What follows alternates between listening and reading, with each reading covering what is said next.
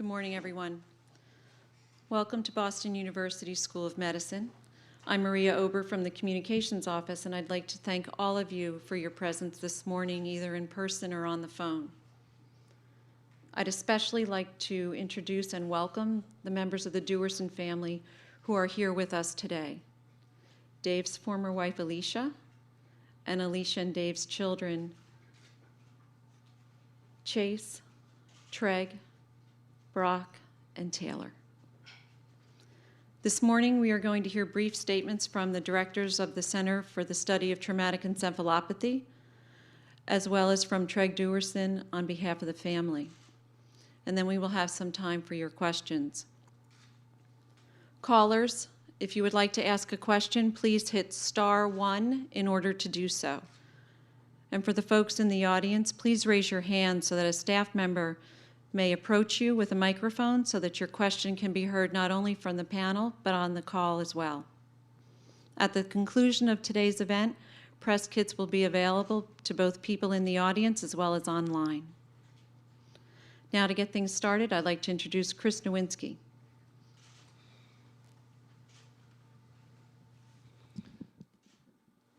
On behalf of the Center for the Study of Traumatic Encephalopathy, thank you for joining us today for this announcement.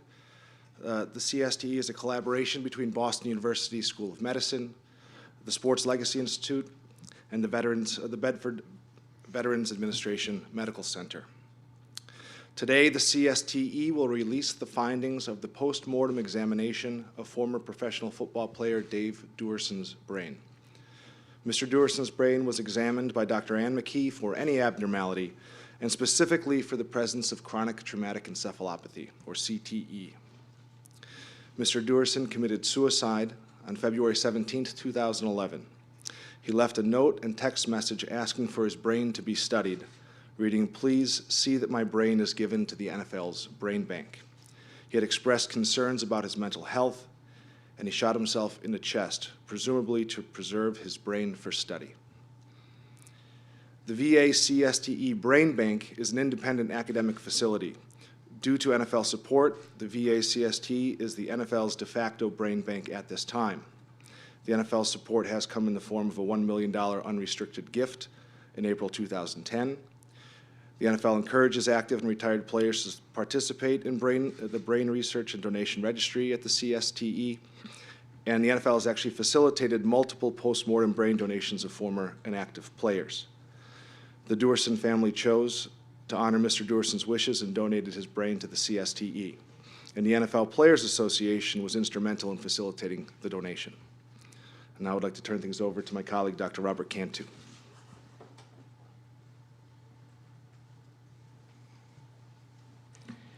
Thank you, Chris. Normally, the results of what we're presenting today would be coming forward after we had published the results in peer-reviewed journals.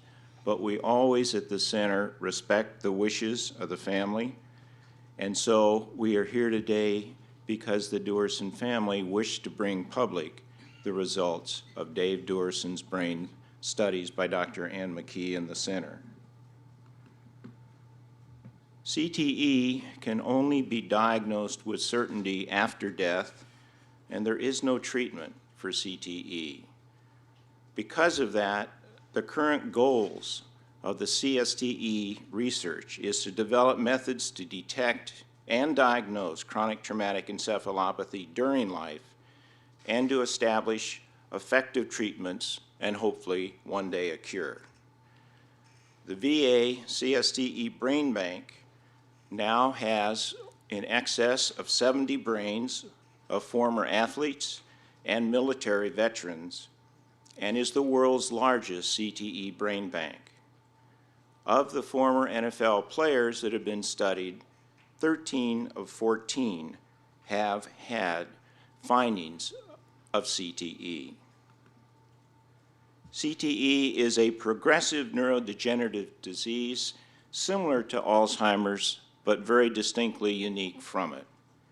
It is believed to be caused by repetitive brain trauma, not just at the concussive level, but at the subconcussive level as well.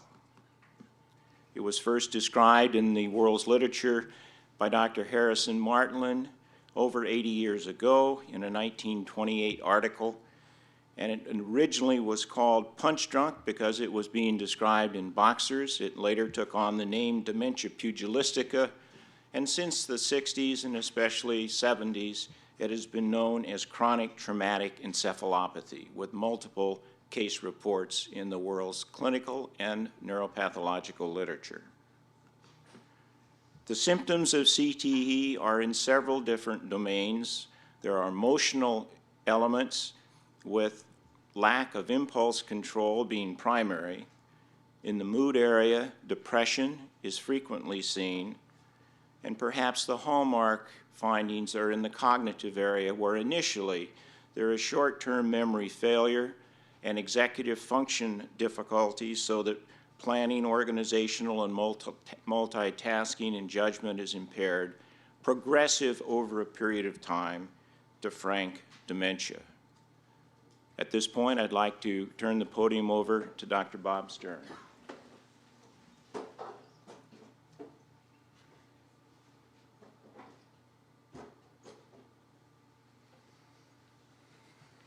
Good morning.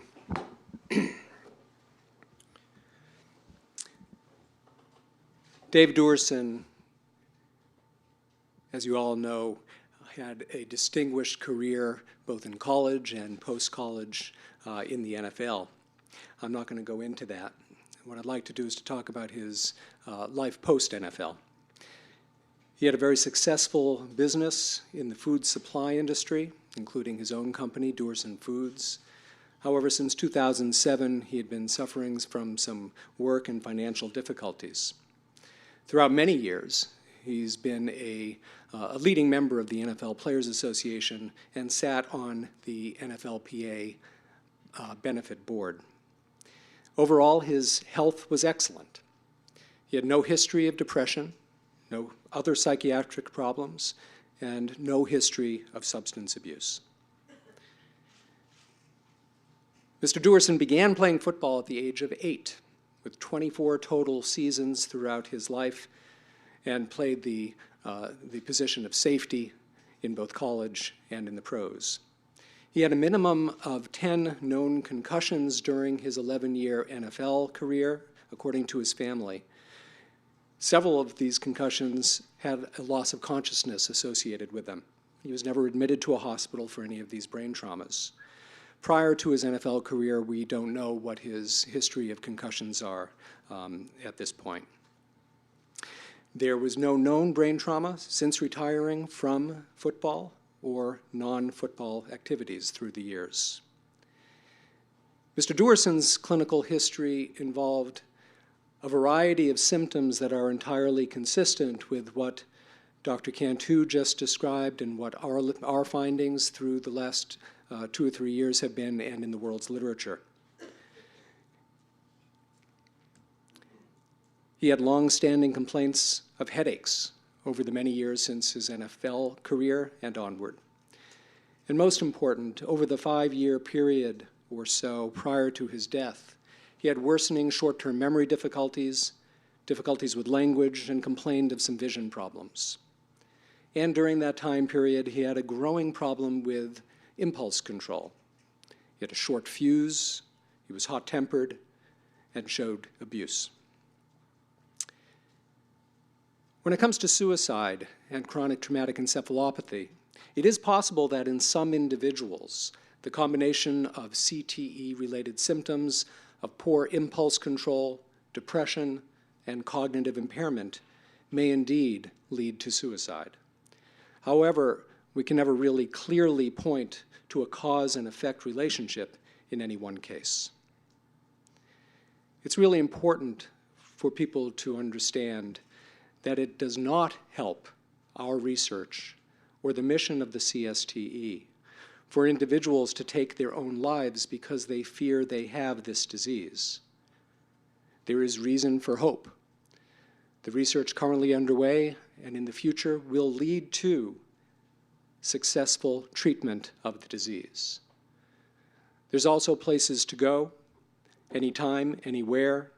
In the press packet, there's some information about national phone numbers for people who are feeling in despair, hopeless, such as the Samaritans. At this time, I'd like to turn it over to my colleague, Dr. Ann McKee.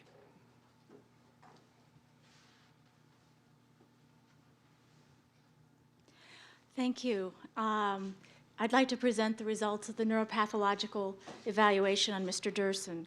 But before I do that, I'd like to reacquaint you with some of the earlier cases of CTE that we've seen in our brain bank at the VA.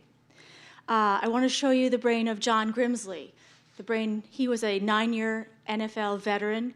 He died at the age of 45 of an accidental self-inflicted gunshot wound. And when we received his brain from the coroner and we stained for a protein called tau, which in this preparation appears as a brown pigment, you can see that there were abundant changes in the brain of John Grimsley in the amygdala, as well as many other regions of the temporal lobe. And when you looked at the micrograph, you could see abundant tau protein within the individual nerve cells of the amygdala. When you compare the brain of John Grimsley to the brain of a 73-year-old boxer who also died at the Bedford VA with CTE, you can see that at the age of 45, he was well on his way to end-stage disease, and that he would likely have developed end-stage disease if he had lived 30 years longer. I'd also like to show you the brain of a young individual with CTE, and that's Owen Thomas. Owen Thomas was a University of Pennsylvania football player. Football was his life. He has unanimously voted captain of the football team. He was never known to have a concussion, but was known as a hard hitter. He called his parents one day last spring, nearly a year ago, and said that he was having trouble with 2 of his courses, and he was worried about failing those courses. And 2 days later, he was found hanged in his off-campus apartment. When we looked at that brain, what we found, surprisingly, was the evidence of CTE, very early stage CTE in the frontal lobes that you can see in the upper panel as those dark areas of discoloration. And when we looked at the brain microscopically, it was indisputable.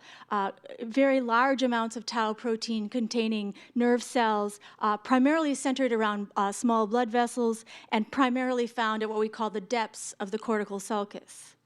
And now I'll show you the brain of Dave Duerson. And you can see that Dave Duerson, who died at the age of 50, has those same changes. He has very pronounced abnormalities in the frontal lobe, in the temporal lobe. He has changes in the amygdala and the hippocampus. And when you look at the brain microscopically, it's indisputable. There's no evidence of any other disorder. There's no evidence of Alzheimer's disease. There's not a single beta amyloid containing plaque in the brain. He has the classic appearance of chronic traumatic encephalopathy with tau-containing neurofibrillary tangles primarily around blood cells and at the depths of the cortical sulci, but also in widespread regions of the brain. If I compare Dave Duerson's brain to several other individuals from our center whose brains have come to examination, you can see that Dave, in the top left, is not quite as severe as Wally Hilgenberg, who died at the age of 66 with profound apathy and cognitive impairment and also motor neuron disease. It's not as severe as Louis Kriegmer, who died at the age of 82 with end-stage dementia, Parkinsonism. And it's about the same as John Grimsley, who died at the age of 45. They all have changes in their frontal cortex and their temporal cortex, areas of the brain that control inhibition and impulse control. He had changes in his amygdala, another area for impulse control and mood and behavior, and he also had changes in the hippocampus, which can produce profound changes in memory. So, in summary, Dave Duerson had classic pathology of CTE and no evidence of any other disease, and he had severe involvement of all the structures that affect things like judgment, inhibition, impulse control, mood, and memory. Thank you very much.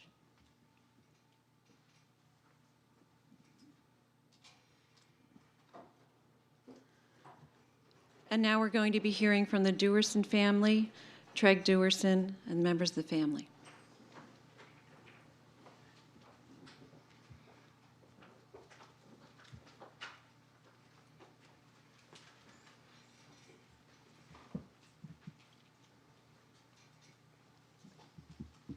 Good morning. It is with mixed emotions that my family and I stand before you today. On behalf of my brothers Chase and Brock, my sister Taylor, and my mother Alicia, I would like to thank the Boston University School of Medicine, the VA, for their hard work. Through their efforts and God's grace, we have been given the gift of closure. We accept this gift with great humility, as we are mindful of other families that have lost loved ones and still bear the burden of unanswered questions. It is our hope that through this research, questions that go beyond our interests may be answered. Questions that lead to a safer game of football, from professional to Pop Warner. Questions that lead to better diagnostic tests for those alive, and questions that lead to a cure will all hopefully be answered. My father was a man of many accomplishments, both on the field and off the field.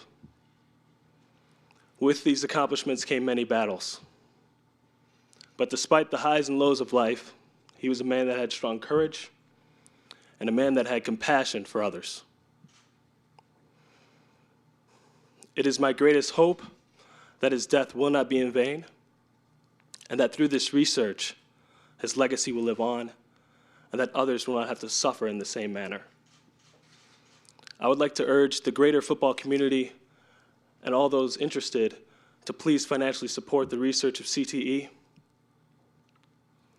My family and I are confident that through this staff at Boston University, findings that yield results will be made.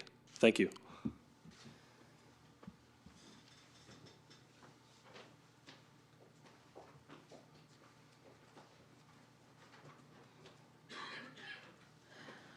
And now we'll be taking some brief questions from the panel. I'd like to note that the Duerson family is not going to be taking questions at this time. Again, at the conclusion of the event, there will be press kits available for the folks here and made available online. That includes an image gallery and B-roll. Callers, if you'd like to ask a question, please hit *1 in order to do so. For folks here, please raise your hand so that a staff member can come to you. Please state your name and your media outlet.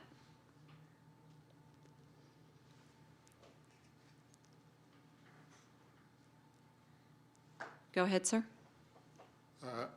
It's Howard Ullman from the Associated Press in Boston. Obviously, there's been a lot of controversy about the NFL, its reaction, the actions it's taken in response to this. Whoever would like to answer, do you feel that they've gone far enough to this point, or do they need to do more in the short term and the long term?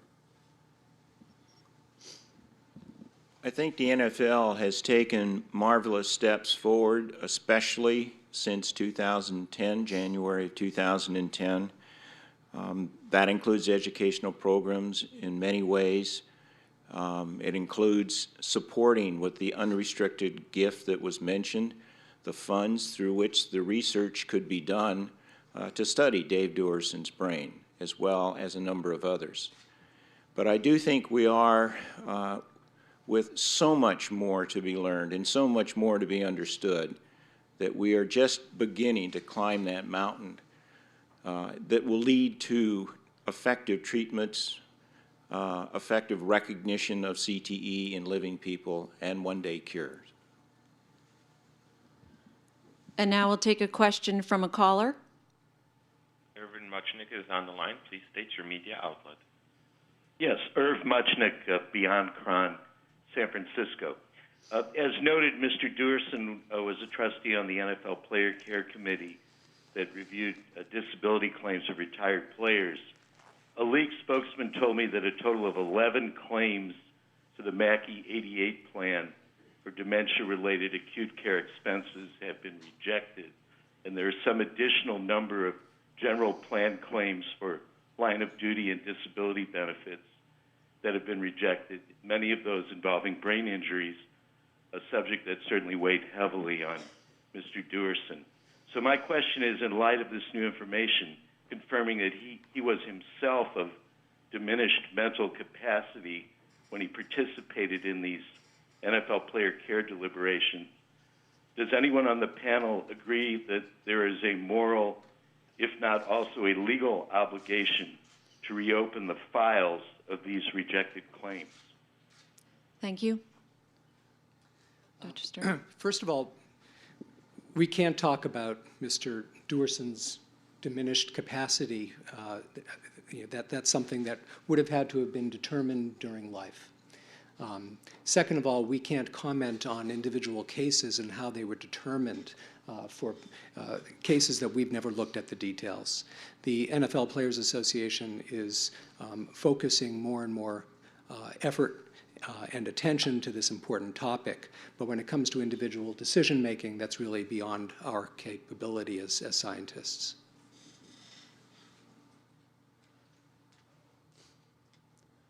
We'll take another question from a caller. Again, if you're in the room and you have a question, if you're from a media outlet, please raise your hand so we can get a mic to you to ask a question. Go ahead. We have Linda Robertson. Please state your media outlet. Hi, I'm from the Miami Herald. And this question would be for Dr. Cantu and Dr. McKee. Could you all talk a little bit more about your research into the link between CTE and suicide and what you're looking for, what you've found so far? Well, we know from previous reports that traumatic brain injury, including concussion, is related to an increased, is associated with an increased rate of suicide. And certainly at our center, we have had a number of deaths related to suicide. We've seen cases of moderately advanced CTE, such as Mr. Duerson had, where the individuals have committed suicide.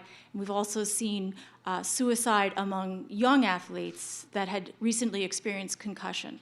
So from our database, which is a selected, a biased sample, an autopsy-based sample, we do seem to be seeing an increased rate of suicide and likelihood of suicide in athletes who've experienced recent concussion, and also individuals who have early and moderate stage CTE. I agree completely with everything that Dr. McKee just said, but I do think that we're, again, ascending the mountain to try to get answers. It's going to require a lot more research. The research will have to be funded.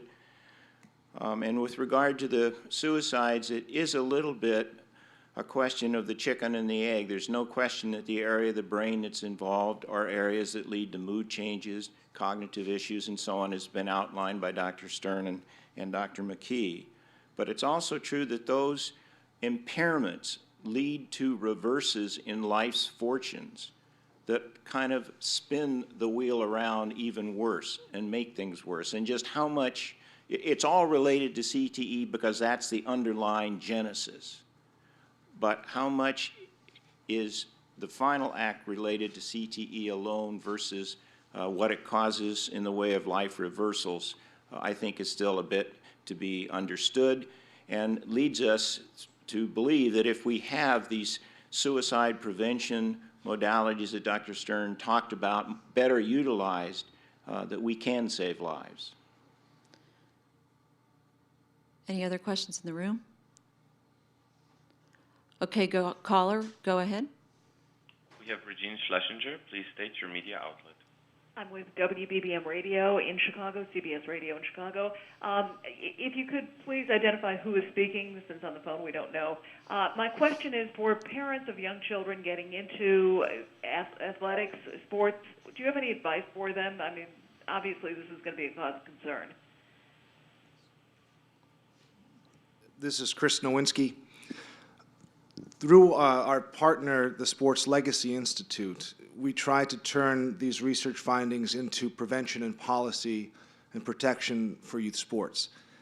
The simplest example I can give to parents of youth athletes would be to follow the Sports Legacy Institute's 7 Steps for Brain Safety. There are a lot of very free and simple things that youth sports programs are not doing to protect kids. That would include concepts like preseason education for coaches on concussions using CDC materials, preseason education for kids, and the biggest change I think we can make to make youth football safer this fall would be a dramatic reduction in hitting in practice. Over half of the hits to the head that youth football players take happen in practice.